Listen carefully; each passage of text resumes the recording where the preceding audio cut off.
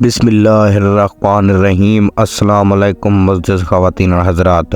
حضور اکرم صلی اللہ علیہ وآلہ وسلم نے کہا کہ قسم ہے اس ذات کی جس کے قبضے میں میری جان ہے، جو شخص اپنی بیوی کو بستر پر بلائے اور وہ اسے انکار کر دے تو اللہ تعالیٰ ان سے ناراض رہتا ہے یہاں تک کہ شوہر بیوی سے راضی ہو جائے۔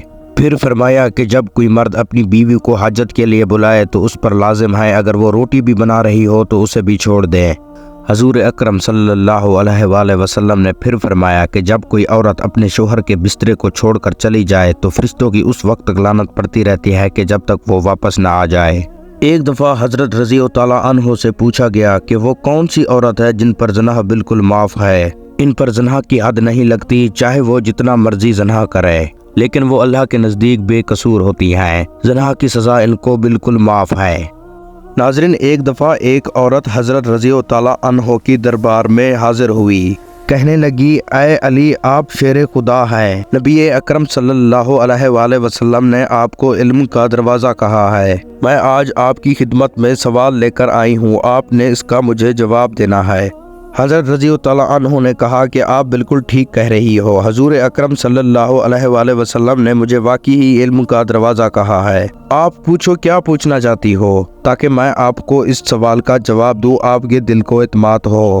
تو وہ عورت کہنے لگی کہ میں ایک شخص سے محبت کرتی ہوں، وہ بھی مجھ سے بے حد محبت کرتا ہے، میری محبت یہ پاکیزہ ہے، وہ شخص مجھے چھونے کی کوشش کرتا ہے اور میری جسم کی جانب اپنا ہاتھ بڑھاتا ہے، مجھے چھو کر اپنی نفسانی خواہش پوری کرنا چاہتا ہے۔ اے علی میں یہ پوچھنا چاہتی ہوں، اگر وہ مجھے چھو کر اپنی نفسانی خواہش پوری کر لے، اپنی نفس کی آگ کو مٹا لے، کیا یہ جائز ہے؟ کیا میں اپنے جسم کو ہاتھ لگانے کی اجازت اسے دے دوں؟ کیا ہم بغیر شادی کے ہم بستری کر سکتے ہیں؟ حضرت رضی اللہ تعالیٰ عنہ سے یہ سوال پوچھا گیا تو حضرت رضی اللہ تعالیٰ عنہ نے فرمایا محبت وہ ہوتی ہے جب ایک انسان دوسرے انسان کی عزت کرے، ادب محبت کا پہلا مرتبہ ہے۔ اگر کوئی آدمی دوسرے کی عزت اور احترام کرتا ہے تو پھر سمجھ جاؤ وہ اس سے محبت کرتا ہے۔ اگر محبت کا دعویٰ کرنے والا تمہیں چھونا چاہتا ہے، اگر وہ تمہیں چھو کر اپنے جسم کی خواہش پوری کر کے نفس کی آگ کو بجھانا چاہتا ہے تو اس میں مفاد کا رشتہ ہے، اس میں دور دور تک محبت کا نام و نشان بھی نہیں۔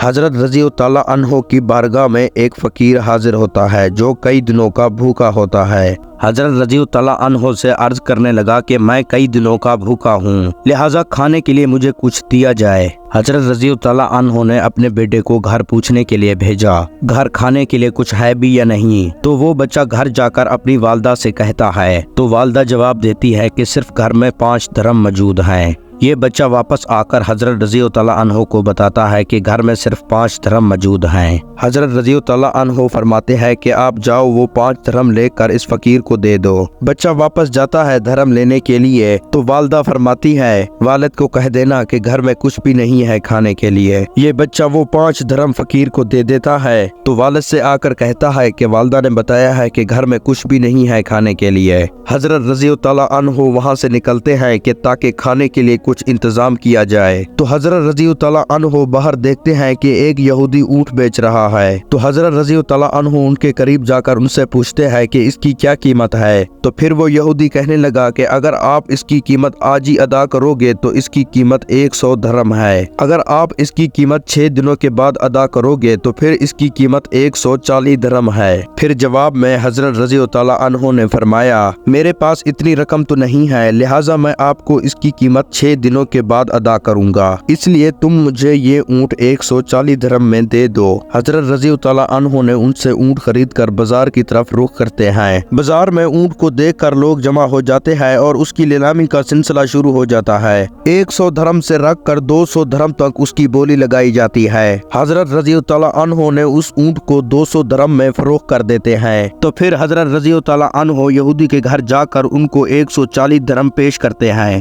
تو پھر وہ یہودی کہنے لگا کہ اگر آپ اس کی قیمت آج ہی ادا کرنی تھی تو آپ اسے 100 درہم میں لے سکتے تھے۔ تو پھر حضرت رضی اللہ تعالیٰ عنہ نے یہودی سے فرمایا مجھے اس چیز کی خبر نہیں تھی کہ میں آج ہی اس اونٹ کو فروخت کرنے میں کامیاب ہو جاؤں گا، اس لیے میں آپ کو اس کے 140 درہم دوں گا۔ اس کے بعد حضرت رضی اللہ عنہ گھر جاتے ہیں، پھر اپنی بیوی کو 60 درہم دیتے ہیں۔ تو پھر کہنے لگی کہ میرے پاس تو صرف 5 درہم تھے جو میں نے اس فقیر کو دے دیے، تو آپ نے یہ درہم کہاں سے لائے؟ تو پھر حضرت رضی اللہ عنہ کہنے لگے کیا آپ کو اللہ پر یقین نہیں ہے؟ خواتین اور حضرات، حضرت رضی اللہ عنہ کا اللہ تعالیٰ پر اس قدر یقین تھا کہ حضرت رضی اللہ عنہ فرماتے تھے رزق انسان کو موت کی طرح تلاش کرتا ہے۔ اب ہم بات کریں گے کہ وہ کون سے 3 لوگ ہیں جن پر زنا حرام ہے، اور وہ کون سی عورتیں ہیں جن سے نکاح نہیں کیا جا سکتا۔ ناظرین، یہ واقعہ کچھ یوں ہے کہ ایک دن حضرت رضی اللہ عنہ مدینے کے بازار سے گزر رہے تھے۔ حضرت رضی اللہ عنہ نے دیکھا کہ چند لوگ ایک عورت کو گھسیٹتے ہوئے لے جا رہے ہیں۔ وہ عورت چیخ و پکار کر رہی تھی۔ جب حضرت رضی اللہ عنہ نے ان کو دیکھا تو آپ حضرت رضی اللہ عنہ نے ان لوگوں سے پوچھا کہ اس عورت نے ایسا کیا جرم کیا ہے جو آپ اس کو گھسیٹتے ہوئے لے جا رہے ہو؟ تو پھر ان لوگوں نے بتایا کہ اس عورت نے بدکاری کی ہے، یعنی کہ زنا، جبکہ حضرت عمر رضی اللہ عنہ نے حکم دیا ہے کہ اس عورت کو سنسار کر دیا جائے۔ جب حضرت رضی اللہ عنہ نے ان لوگوں کے منہ سے یہ بات سنی تو آپ حضرت رضی اللہ عنہ نے اس عورت کو ان لوگوں کے ہاتھ سے چھین لیا، تو فرمانے لگے کہ آپ اس جگہ سے چلے جاؤ، کوئی بھی آدمی اس عورت کو سنسار نہیں کر سکتا۔ حضرت رضی اللہ عنہ کو غصے میں دیکھ کر وہ لوگ وہاں سے چلے گئے۔ تو پھر یہ لوگ حضرت عمر رضی اللہ عنہ کے پاس آ پہنچے اور انہیں سارا معاملہ بتایا کہ حضرت علی رضی اللہ عنہ نے ان کو سنسار کرنے سے روک دیا ہے، جبکہ عورت بھی ان کے پاس ہے۔ یہ سن کر حضرت عمر رضی اللہ عنہ سوچ میں پڑ گئے اور سوچنے لگے کہ اگر حضرت رضی اللہ عنہ نے ایسا کیا ہے تو اس میں کوئی نہ کوئی راز پوشیدہ ہے، یا کوئی بات ہے جو حضرت علی رضی اللہ عنہ جانتے ہیں۔ حضرت عمر رضی اللہ عنہ یہ جانتے تھے کہ حضور اکرم صلی اللہ علیہ وآلہ وسلم نے ان کو علم کا دروازہ کہا ہے۔ اس کو یقین تھا کہ اس کی کوئی نہ کوئی وجہ ہے۔ حضرت عمر رضی اللہ عنہ نے اپنے غلام کو بھیجا کہ جاؤ حضرت علی رضی اللہ عنہ کو بلا کر لاؤ۔